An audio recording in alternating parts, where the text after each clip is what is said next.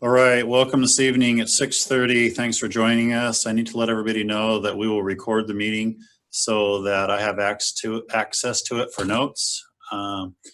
Again, I want to start by welcoming all of you. I also want to let you know that our staff has been working exceptionally hard to provide lessons that are engaging our students and our families. The teacher supports for students has been amazing. Teachers are working together harder than ever to meet the needs of their students. Communication has increased in nearly every facet of the district. We're engaging with students and seeing success stories across the district. Students are one-to-one with electronic devices with a few exceptions. Soft Start will begin this week with limited in-person, and it has allowed the district to intentionally focus on groups that desperately need in-person learning.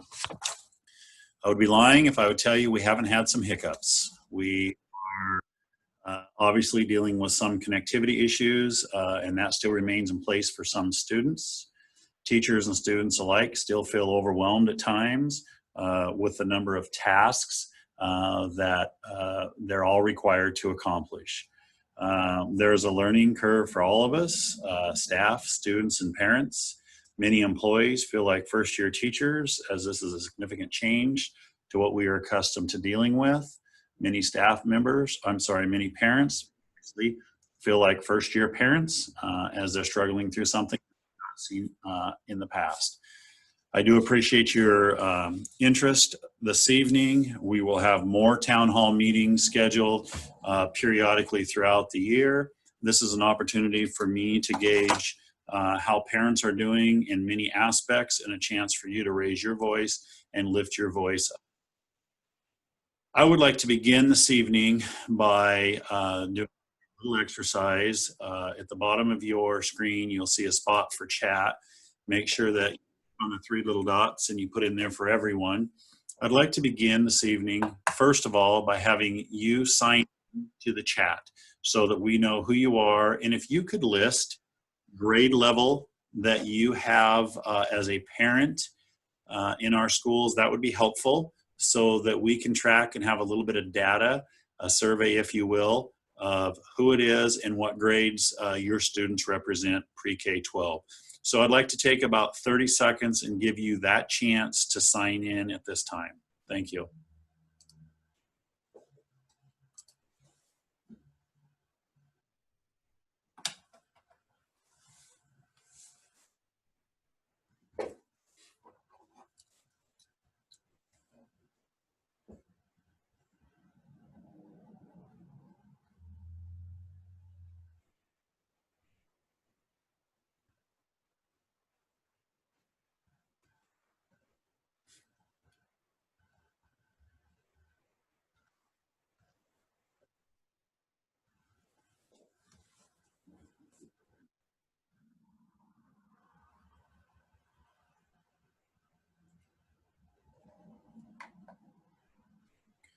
At this time, we have about 44 participants. Some are staff, majority is community. So again, welcome. I appreciate you getting signed in. I'd like to do a activity so that we can capture both some things that are doing well and some things that are causing some barriers and challenges. So I want to start with the positives first.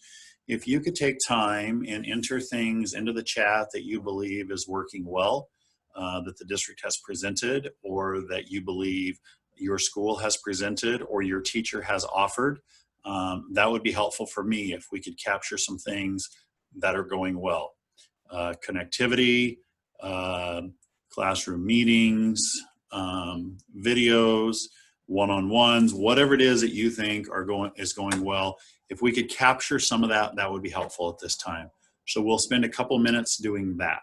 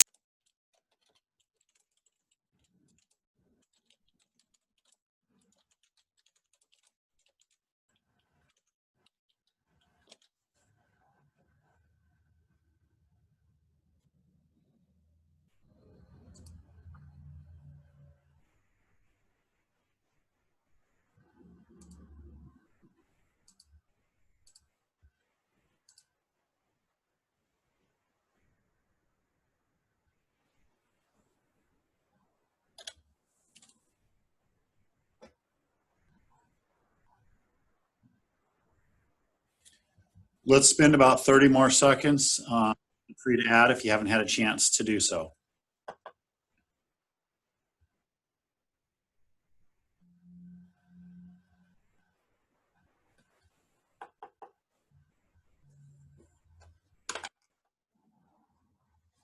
Okay, let's wrap that up. I appreciate that. It looks to me like we have a lot of things going well, and now sometimes it's not always going positive. So let's take this opportunity to place in the chat, and please be intentional about constructive criticism. It would be helpful for me if we weren't running down employees. I don't think that's a good idea. So if you have some suggestions that we need to be aware of, I need to hear those things because this is a chance and a platform for your voice to be heard. If you haven't had a chance to email, if you haven't had a chance to call, and if you feel like there are some struggles. But I would also ask that you be positive in nature with the way that you place something in the chat. So let's spend a couple minutes talking about things where we know that we could get better at, things that could utilize some personal touch on our part, some things that as a superintendent I can help our district get better at, our district leaders, our teachers, any place that you see we could grow. This is where we would make those statements of growth. And so let's spend a couple of minutes listing the areas of growth that we think the district could look at. So we'll spend a couple of minutes doing that.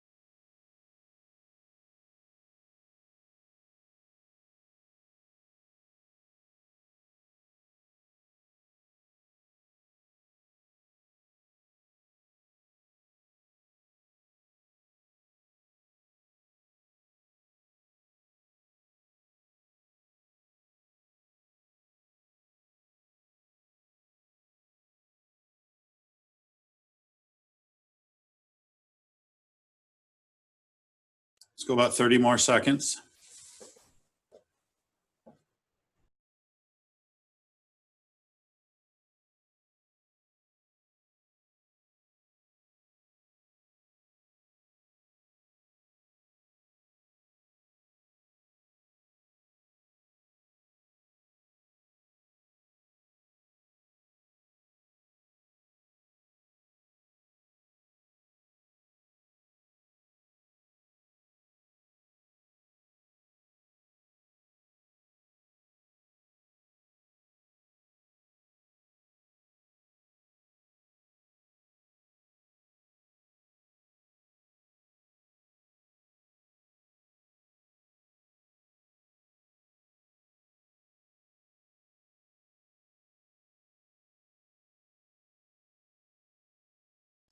All right, since we have a lot to get through this evening, I think it's important that we move on. I really appreciate that feedback. As you were typing in the chat on the positives, it brought out a lot of smiles, and a lot of seeds have been sown in a 3-week period, and your students are reaping the benefit as a result of that hard work. So that's really happy for me to see. And then I turn around and I read some of the struggles that we're having, and those are real. And all of those in there are points for us to consider and ways for our district to get better. And we're going to work diligently at that so we can best serve our kiddos.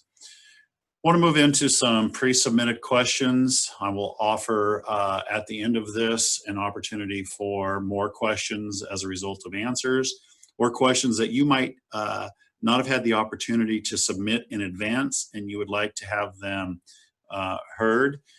I want to also let you know at the end of the meeting, we will hold the chat room open for 5 minutes, allowing people to add anything that they would like to add in the chat in case we didn't capture it during this time.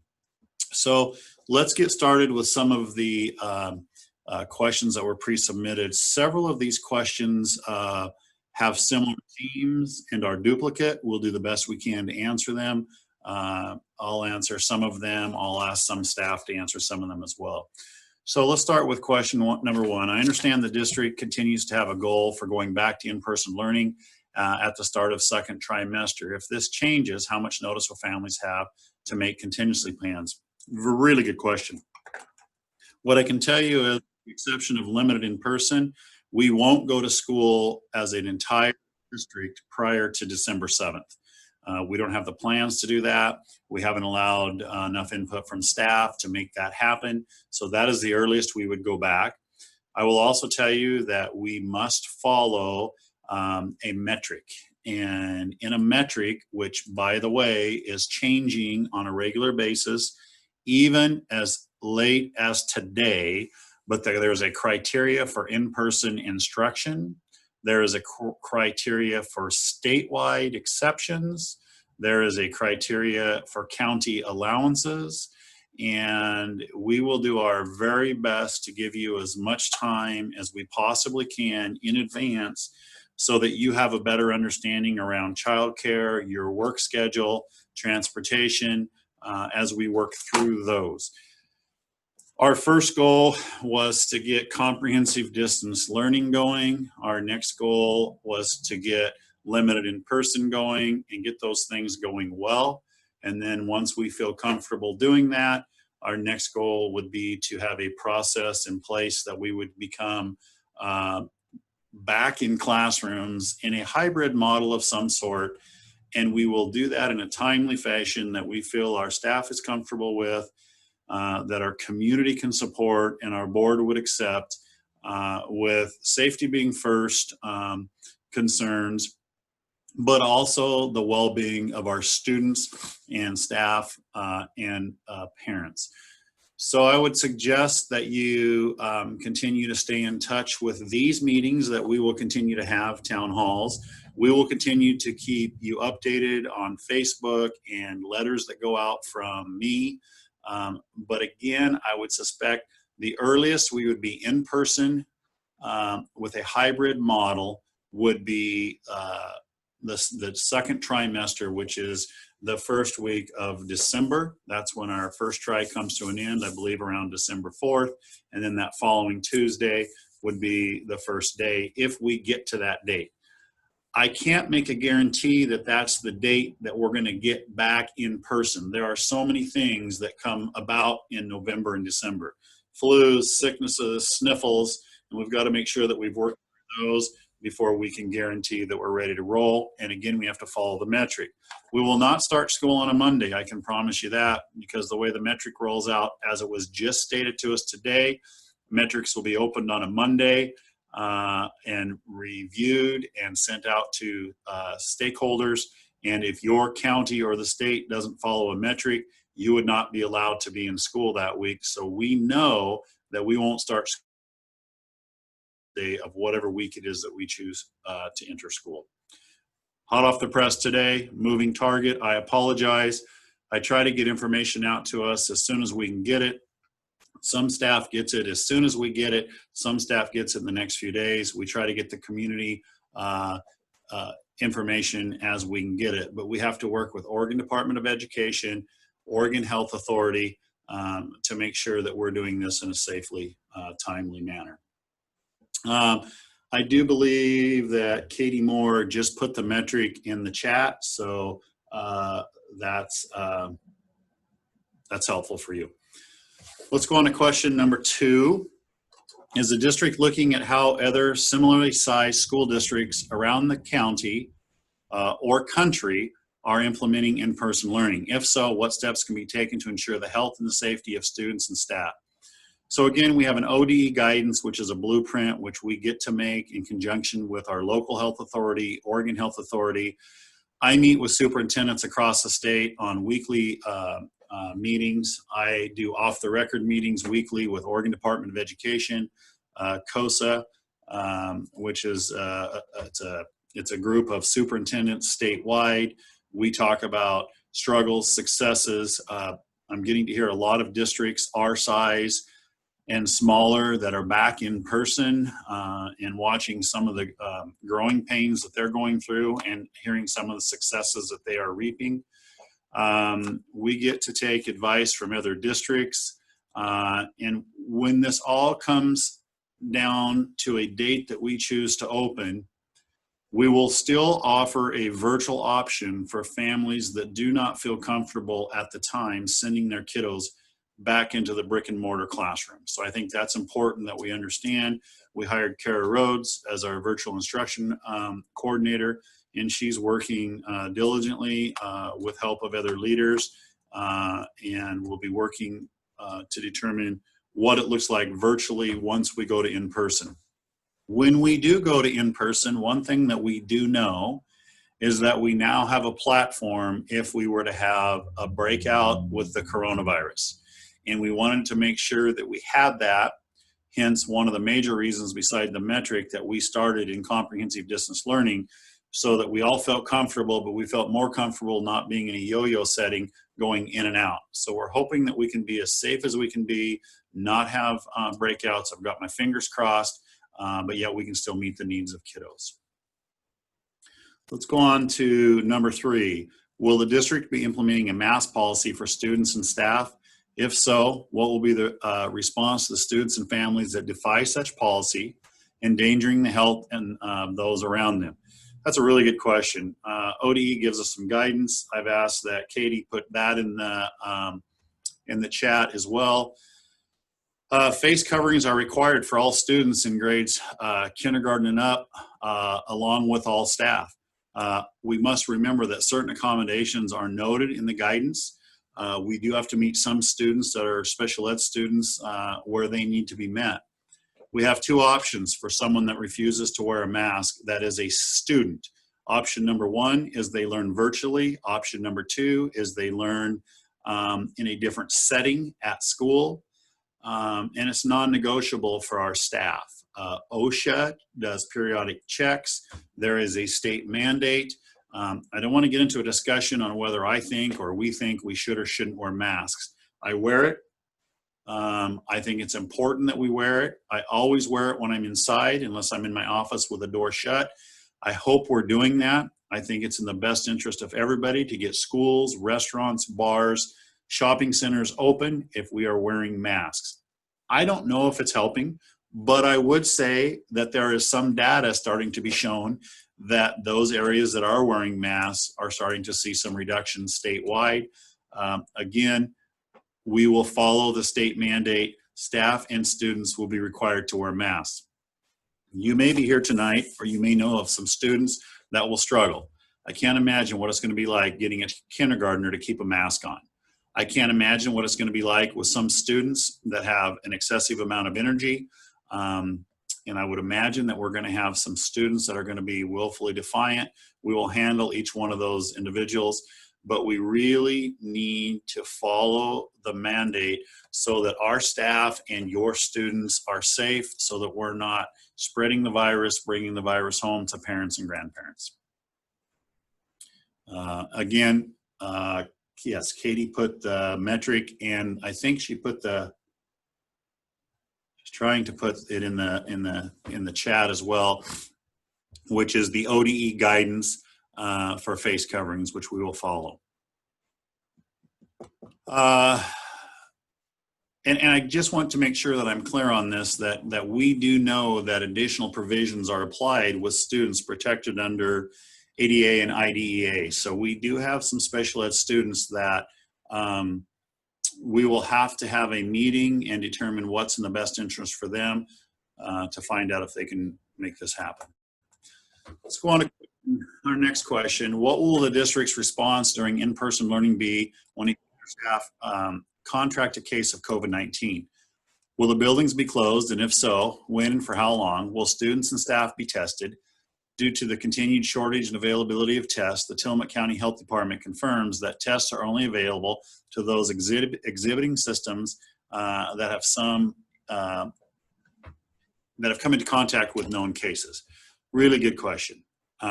We will also put in some ODE scenarios that are questions and answers.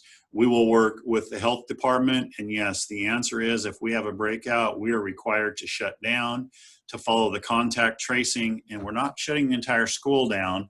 We're really intentional about having students in cohorts that aren't coming in contact with other cohorts. As we start limited in person this week, we have students that are in 2 cohorts, and transportation is one of those. Staff is in 3 cohorts a day and 5 cohorts a week.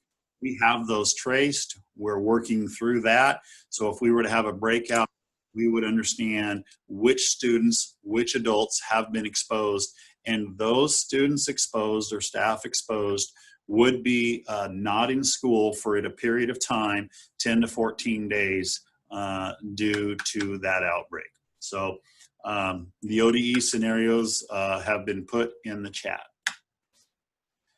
Let's go on to the next question. I'd like to ask why teachers are handing out so much work a week. My daughter barely has time to get all of her math, history, ELA, and at times her keyboarding completed. She spends more time on schoolwork than anything. It seems that the classwork that is homework is more than she'd do in class during in-person of a week. She struggles already with teachers not being thorough with their teaching skills and just expecting the kids to know what they are doing, then loading them up a lot.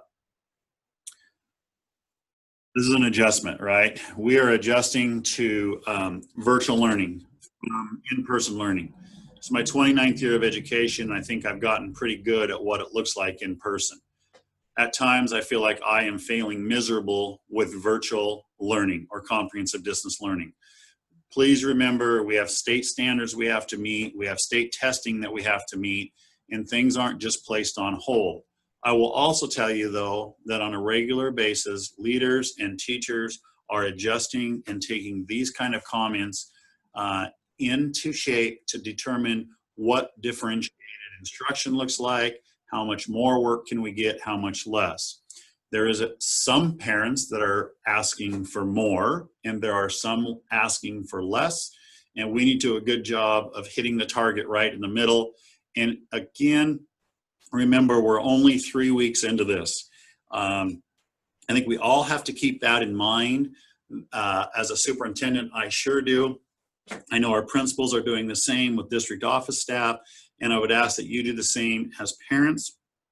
These kind of feedback that you're giving us is really important. It's helping. It allows us to understand what needs you have, and it gives great, what I would call authentic feedback to our teachers on a regular basis. Please be advised that, you know, this is different for our teachers. Their classrooms are now in your living rooms, and that's hard, because that hasn't been the case. It would be like all of our parents being in our classrooms, and it can be nerve-wracking. So I would ask that we consistently support our teachers, guide them, communicate with them on a regular basis, shoot them an email, share with them and your principal some of the struggles that you're experiencing, but also give some patience to them as we maneuver through these and adjust as we go on. But that's good feedback. All right, let's go on to our next question. I would like to know why we have decided to do Friday to Friday when students don't meet again with teachers until Monday. It seems more logical to have them do Monday to Monday so they can meet their teachers and get better instructions, do things over the weekend, than to try to start stuff on the weekend. And I would tell you that I might agree with you very much so, especially if I had a student. So I'm taking that under consideration. I will be meeting with some leaders tomorrow. We will start discussing that. But again, change is hard. So it's really hard mid-flow to make these changes. And it's hard for our teachers when each week they're being asked to do something different. It's very difficult for them. And I understand that. It's frustrating. Their stress level is head high when these things are happening. I can't promise you that this will change, but I think there are some teachers that have communicated with me as well that have given me the same feedback to this. So we'll take a look at it. Let's go to our next question. The computer time expectations for younger grades is not working. It's not okay. How do we solve this? For years, it's been pushed by the schools to limit screen time. Now we're passing that threshold daily to complete a single day's work. And how are we supposed to support this? And how are we supposed to accept it? I think for me, I consistently go back to what I consider to be quality screen time. And I can't agree with you more. I think one concern that I have is that maybe I'm getting older. That's not a concern, that's a fact. I wasn't born with these things, right? I didn't have that. Most of our kids in some capacity do. This is harder for us than some of our kids, but some of our kids are still struggling with it, but I'm struggling with the amount of screen time that this is causing parents and students. So I'm going to go back to it being quality screen time. We're striving to limit and taking into consideration best practices for virtual schools. When the only way right now we're able to get back and forth with students is virtually, it is with a screen. Flexibility in days is important. Not expecting students to sit long periods of time is important as well. So I would still go back to it needs to be quality screen time, and if we can accomplish it without the screen time, I would support it. And some ways to potentially do that as we grow in this area is we will start allowing hopefully more and more project-based things that would allow hands-on activities and less screen time. But it still would require screen time for pictures of the project or sending things in, which I've been in some classrooms where teachers are doing this beautifully. And so we do appreciate your help with this, but I also understand the concern on the amount of screen time. I'd like to go into the next question, I guess, but I'm going to turn this one over to Kara Rhodes. So Kara, if you could unmute, I'm going to give you the floor. All right. Hello, everybody. The next question, actually, Curt addressed this a little bit, but how can we incorporate hands-on learning for our kids who need that to thrive and not be graded as incomplete or failing for not completing all computer-based assignments? So like he mentioned, there is going to be, I think, some flexibility for some project-based learning.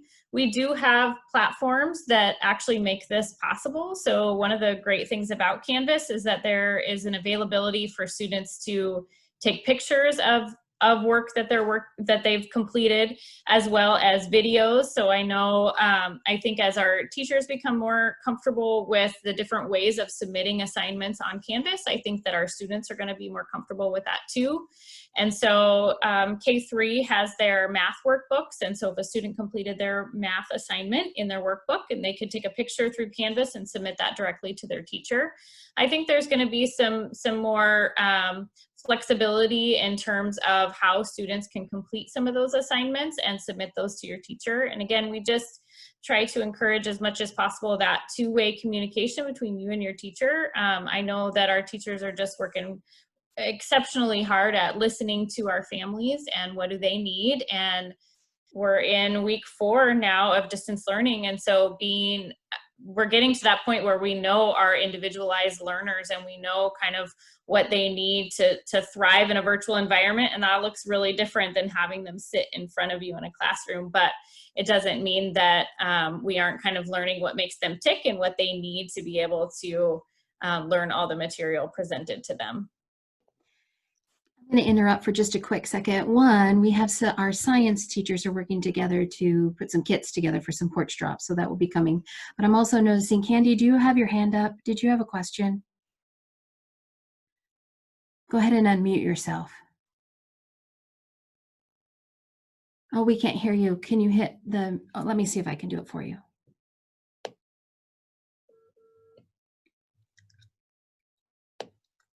Can you hear me? Yes, ¿Tiene un intérprete o no? you're fine. We can hear you good. Okay. Do you have a Spanish interpreter or not tonight? It's up to you, Candy, whatever you're most comfortable with. Oh, okay. Mi niña Kayla Watcher, ha hecho trabajos en CISA, pero en Canvas no hemos podido realizar los trabajos de Canvas porque no sabemos cómo enviar fotos. So, es un poco confuso Canvas y el programa de CISA. Steph, can you Mom is jump in and help us out? Mom is saying that her daughter has been doing work on CISA, but hasn't been doing the assignments on Canvas. Señora Candy, si usted ocupa intérprete, puede cambiarse al canal de español. Nosotros estamos traduciendo todo por el canal de español.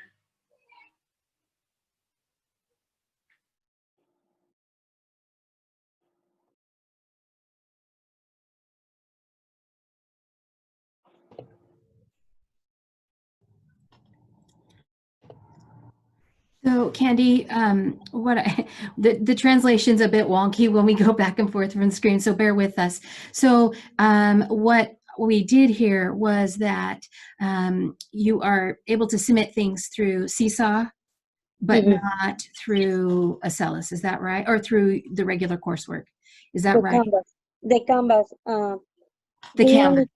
We only can watch videos and instructions by Canvas, but we can send after we do the activities or whatever Kayla had to do, we can submit in Canvas. I don't know if it's a big problem or not.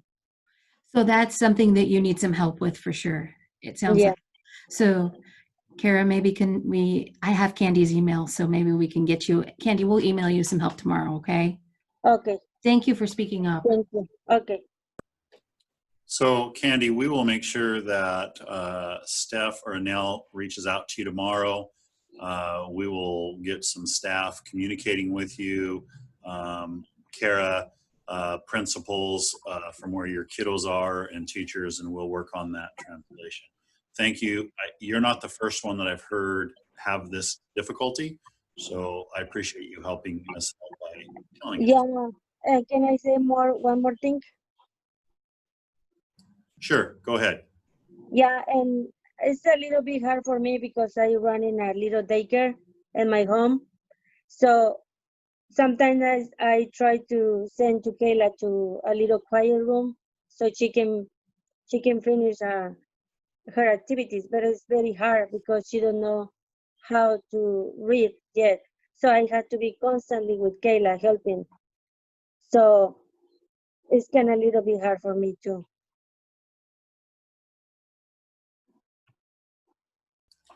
Thank you for sharing that.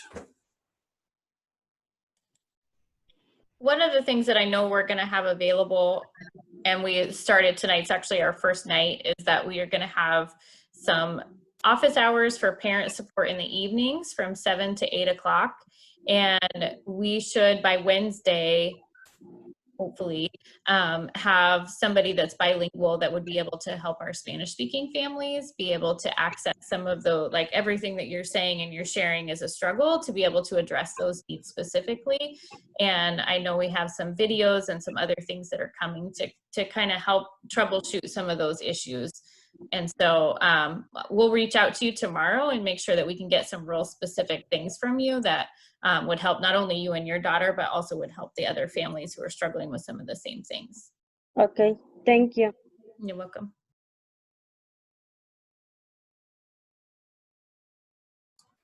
Kara, do you have anything else you want to add on the other questions at all? Or have you summarized everything you need? Yeah, there's one more question that just asked, how can the district make sure that kids who are excelling can receive the challenge that they need while distance learning? And when in the classroom, the kids would be split into groups based on capabilities. While distance learning, this isn't happening, and I'm left as a parent to fill in the gaps for them myself. And so this is, you know, as we move into week 4, this would be about the time when small groups would be happening at the elementary level. And so those are things that I think you're going to start to see, that there's going to be more small group interventions. You know, I think about my own kids, and they have small groups already. And I think as we're able to now have 3 or almost 4 weeks worth of data and how those students have done over the last couple of weeks, we'll be able to kind of morph them into specific groups for what they're kind of struggling with. So I think you're going to start, or what they're excelling at. And so I think you're going to start to see that after this week, as teachers are able to make some of those adjustments based on some data that they're receiving. Thanks, Kara. I'd also add on this that we have added a tag coordinator to the district. And our tag coordinator, we've done tag in the past, but if your student falls under tag or has an individual learning plan identified with tag, our tag coordinator alongside of our teachers will be organizing plans during the next few short weeks to help with what I call differentiated instruction, to challenge those students that need more challenges.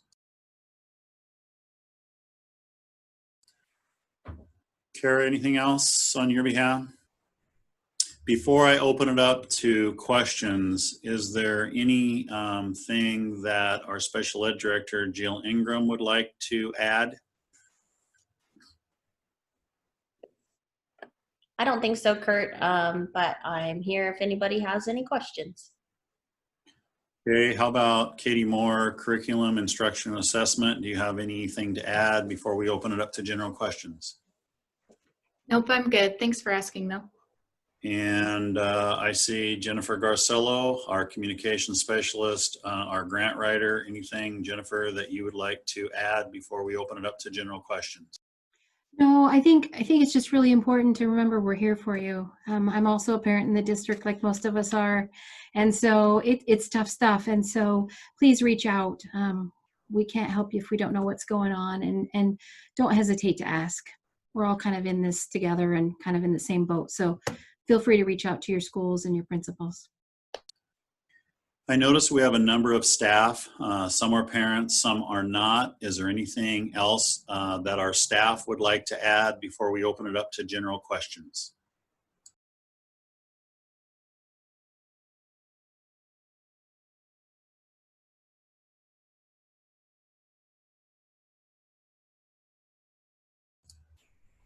I just want to say, Curt, that we're working our tails off to make sure that all of the links are seamlessly put into our projects, into our Seesaw links, into our Canvas links. And I think that what's happening often is the sites are getting overloaded. I think that we are one of probably hundreds or thousands of districts that are using some of these different platforms and using some of these different sites.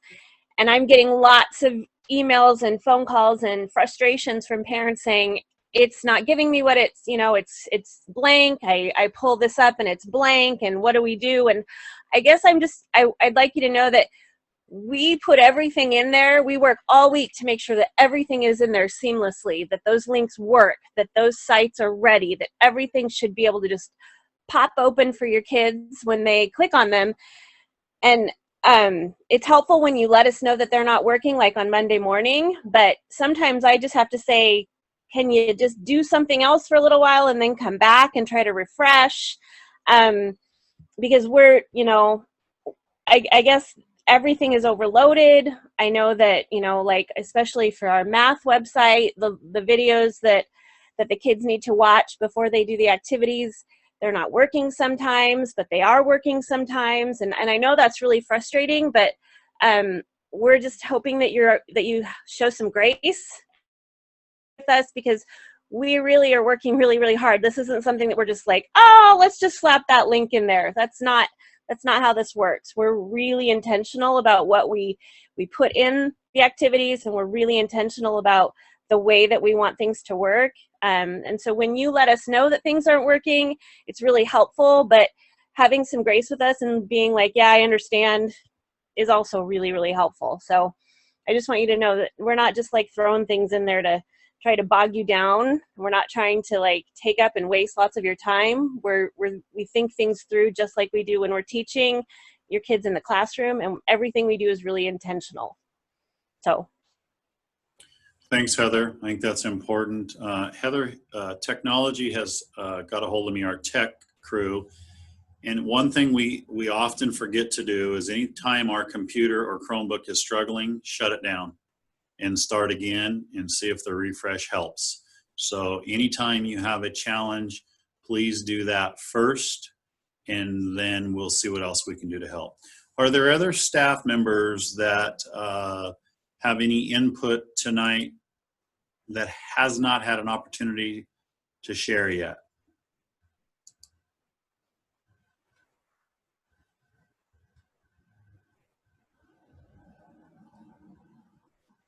Okay, we have about 15 minutes left, and what I'd like to do is I would like to open it up for questions that you might have tonight that you did not get to pre-submit, or that our answers triggered some questions from you.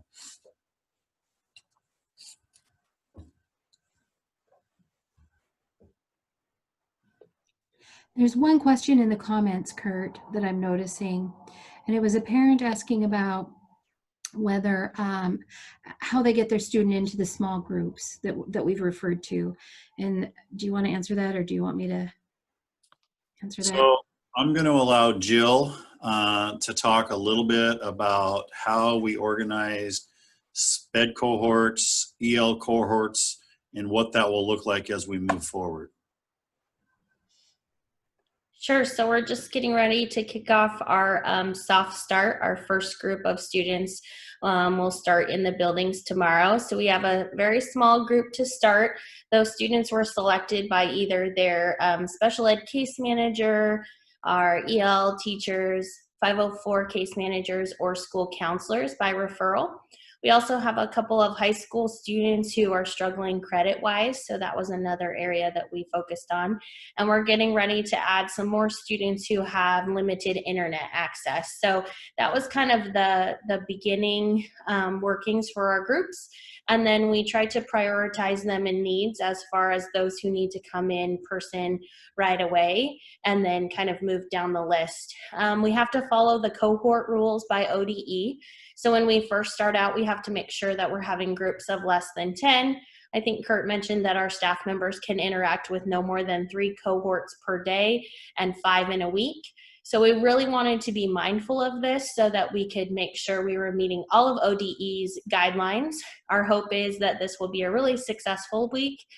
And we're going to start looking at who can we add next, because we do know that there are more students out there who do need the support. So as a parent, if you feel like your student would qualify to come in right now, I encourage you to reach out to their classroom teacher and just let them know that that'd be something that you're interested in. And as we get going and we kind of increase in our numbers, we'll be contacting more families. Thanks, Jill, and thanks for the question. Other questions?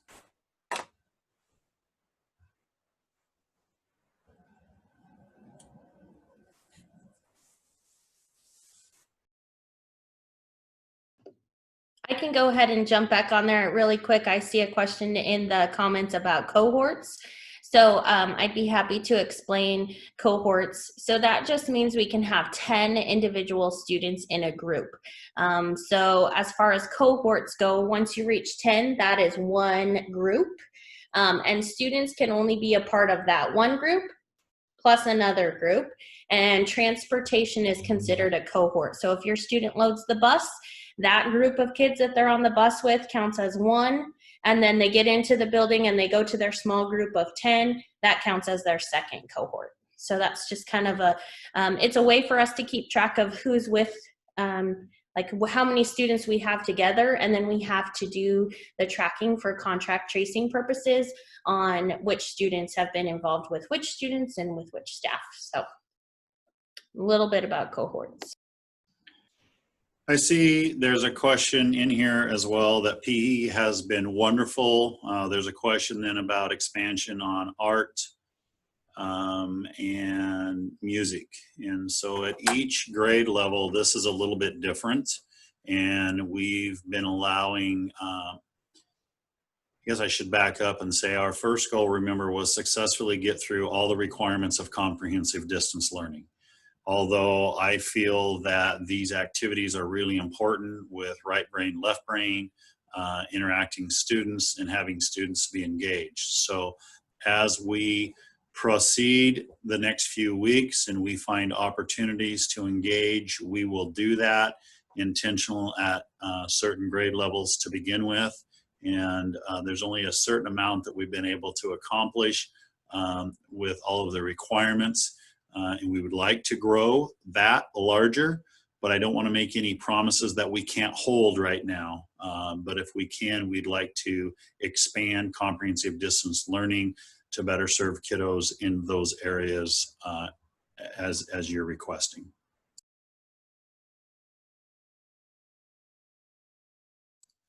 Other questions?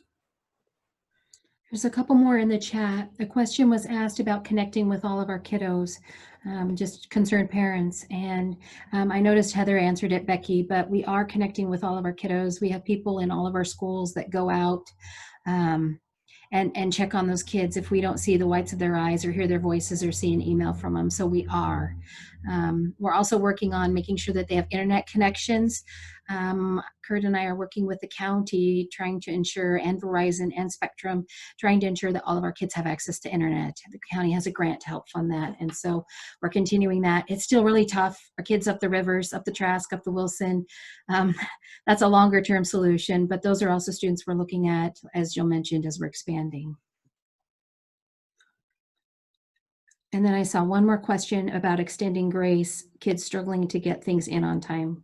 Curt, can they have an opportunity to pass their classes if they don't get things in on time? So the short answer of that is yes, that if there are connectivity issues or they haven't been engaged for some reason, we're going to be as flexible as we possibly can to re-engage, to allow opportunities and to help your kiddo be as successful as they possibly can. I don't want to answer this question with it depends, but if your student is doing a college level course for dual credit, the answer to that is no. That we do a lot of college credit at the high school with TVCC, with some other colleges around the state. And so we're bound by requirements on those. We're also bound by some graduation requirements. And so I think you just need to be understanding that some of those things, those things are water under the bridge. You'll have to move on. But if it is a connectivity issue, if it's an issue that you haven't gotten started, well, yeah, we'll work with you on that. At the younger levels, without a doubt, your teachers are working as hard as they can with each and every kiddo, with individual meetings, small group meetings, trying to engage, re-engage, give those kids opportunities to get as many things entered and submitted as they can. And I'm watching those teachers help them try to do that. So the answer to that is yes at that level.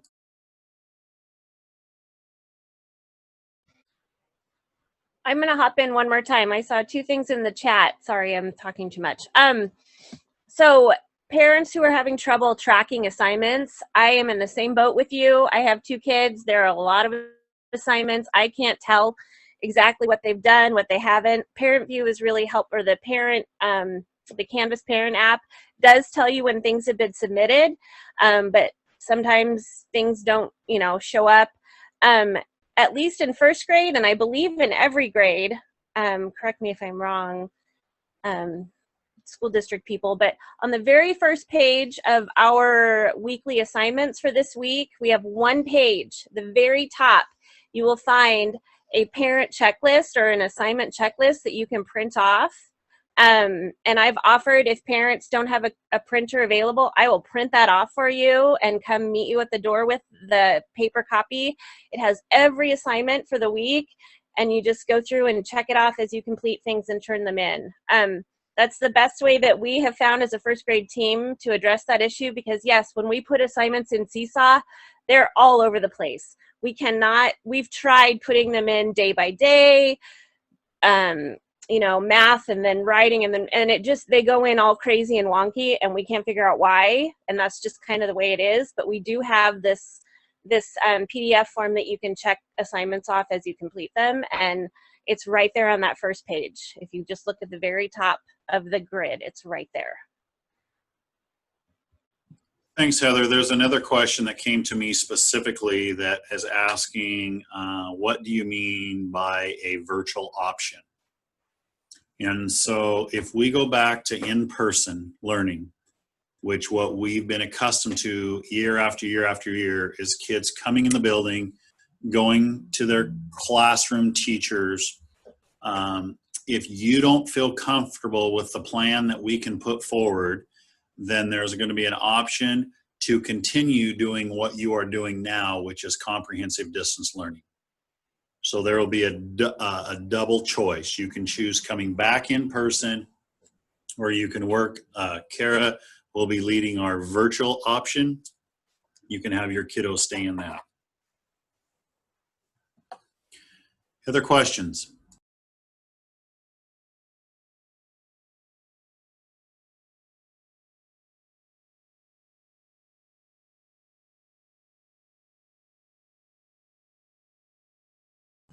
Katie, do you want to talk about what levels are using Seesaw compared to Canvas? Yeah, I was just about to put it in the chat. So K-12, we use Canvas as our learning management system. Last spring, we purchased Seesaw for K-3. And with that purchase agreement, we actually have it until this next June. And so K-3 teachers are also using that in coordination with Canvas to help make some of the assignment submissions a little easier. Thanks, Katie. There's a question in asking about, will the virtual option be similar to what we're seeing now, or will it be more heavy with Acellus? I can't answer that right now because our district is working with what that curriculum will look like. Before I answer that question, I want to make sure that we have all of our ducks in a row before we start releasing information so that it's accurately released.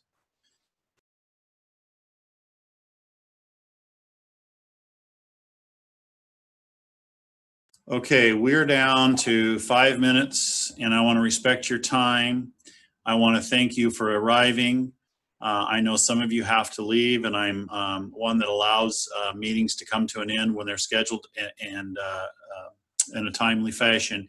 What I'm going to do is stick around for about 5 or 10 more minutes and look at any questions that go in here.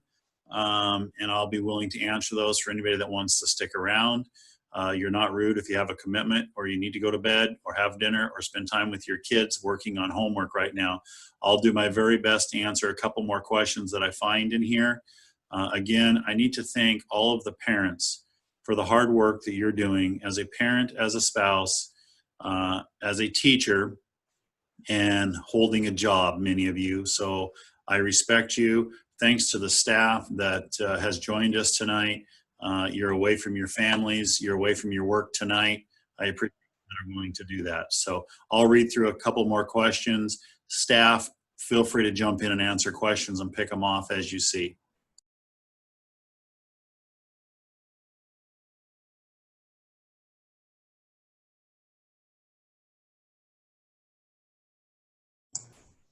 Can we still ask questions out loud, or do you just want them in the chat? Ask them out loud. Okay, so this is for Katie or Kara or Jennifer. Is there a way to turn off notifications through email? I'm getting, every time Matthew gets an assignment created or submitted or something like that, I'm getting like 50 emails, and the same thing for Casey, who's 4th grade, and then Matthew for 8th grade.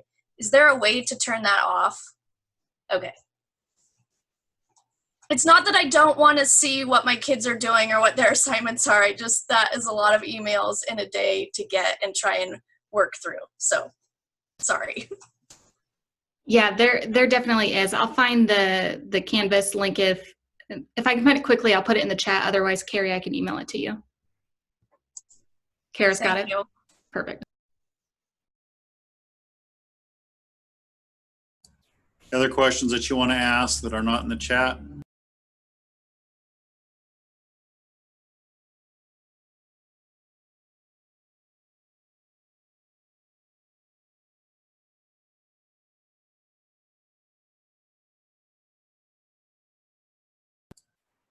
So we have a question in the chat about some training videos for parents and guardians to use with Canvas. Kara, do you want to discuss that one?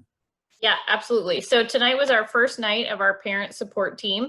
And so that comes with a couple of different things. One of them is they're holding evening office hours on Monday and Wednesday from 7 o'clock to 8 o'clock p.m. And they just have there's one teacher from each building, and they have an open Google Meet that's available, and they are there to answer live questions, but they're also available by phone, or they're available by email also. And the other thing that they're creating is tutorials for parents related to specific things that they might be struggling with. So I know that there's a survey that has gone out from a couple of buildings and is coming out from the other ones, and it's just asking, what do you as a parent really need?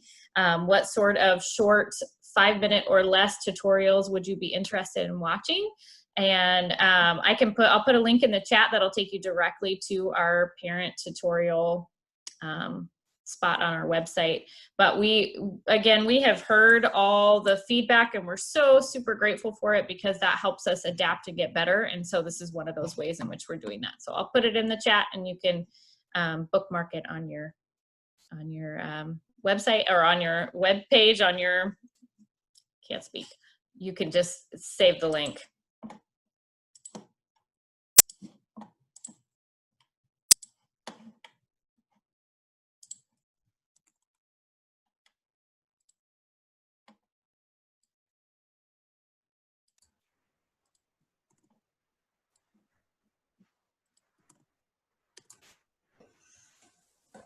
Any other questions that staff would like to pick off before we end?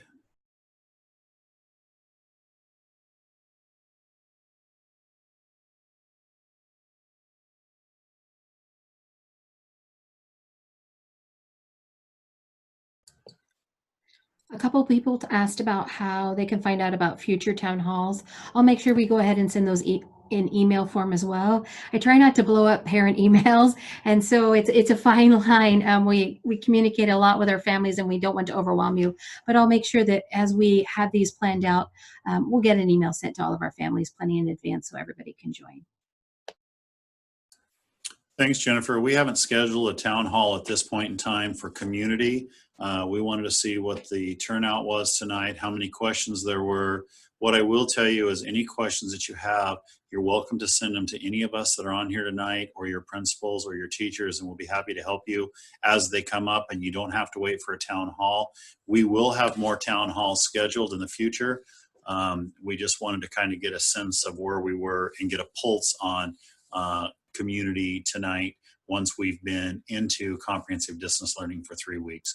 So we know for sure it'll be at least a couple of more weeks before we have another town hall, to give us a little bit more time to get our sea legs under us, if you will, and continue to work hard for you. So at this time, we will end. Again, I would ask that you not hesitate to email us with questions. You can find all of our email addresses. You're welcome to call the district office.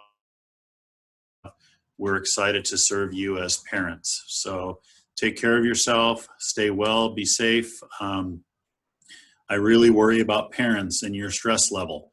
I worry about our staff and their stress level. So I would ask that you take care of yourselves so you can take care of your little ones. I would ask that you be as positive as you can with our staff so that they can best serve the little ones. We're all in this together. We're working as hard as we can with you to help. The focal point, and the focal point here is kiddos.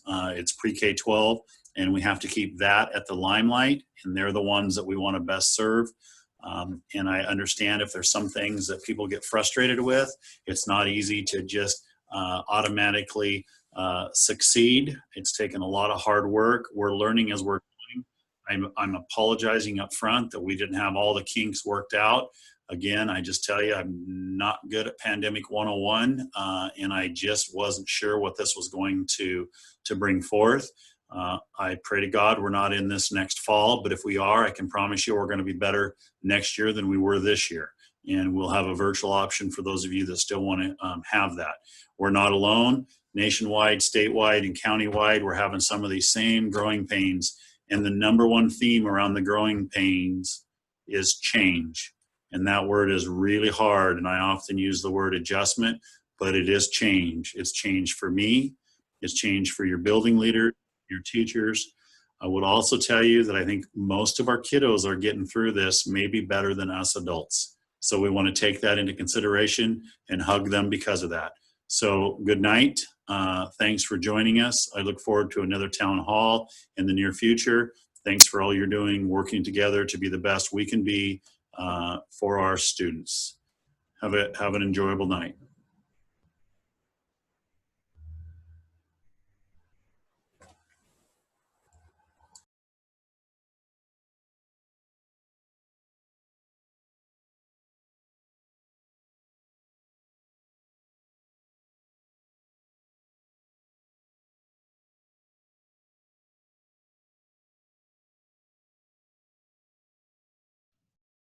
Hey, Jennifer, you got a minute?